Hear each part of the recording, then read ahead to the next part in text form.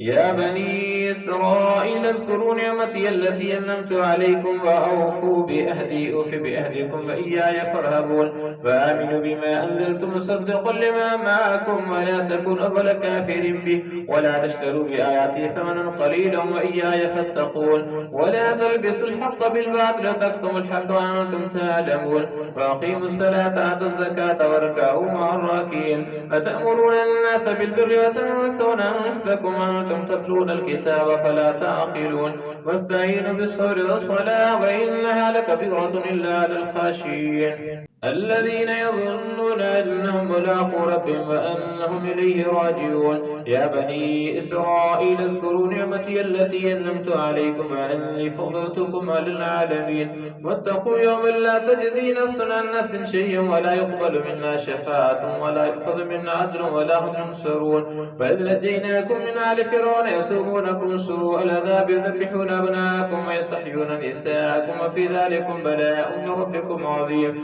وإذ فرقنا بكم البحر فأنجيناكم وأغرقنا آل فرعون وأنتم تنظرون وإذ وعدنا موسى 40 ليلة ثم اتخذتم العجل من بعده وأنتم ظالمون ثم عفونا عنكم من بعد ذلك لعلكم تشكرون وظللنا عليكم الغمام وأنزلنا عليكم المن والسلوى كلوا من طيبات ما رزقناكم وما ظلمونا ولكن كانوا أنفسهم يظلمون